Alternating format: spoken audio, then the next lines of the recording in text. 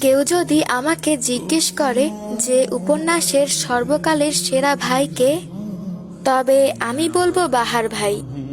কেউ যদি আমাকে জিজ্ঞেস করে যে উপন্যাসের সর্বকালের সেরা মন্ত্রী কে, তবে আমি বলবো আশমিন জাইন চৌধুরী।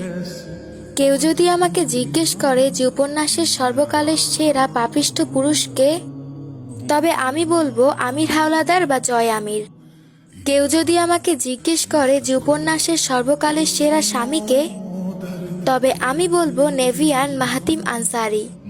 কেউ যদি আমাকে জিজ্ঞেস করে যে উপন্যাসের সর্বকালের সেরা সাইকো নায়ককে, তবে আমি বলবো জেহফিল এহসান। কেউ যদি আমাকে জিজ্ঞেস করে যে উপন্যাসের সর্বকালের সেরা ভ্যাম্পায়ারকে, তবে আমি বলবো রিকার্ডো আলবার্ট। কেউ যদি আমাকে জিজ্ঞেস করে যে উপন্যাসের সর্বকালের সেরা মাফিয়াকে, তবে আমি বলবো রিচার্ডো কায়নাত। কেউ যদি আমাকে জিজ্ঞেস করে যে উপন্যাসের সর্বকালের সেরা নায়ককে, তবে আমি বলবো রিদ খান, সাজ্জাদুল খান আবির, শিকদার ধূসর মাহতাব।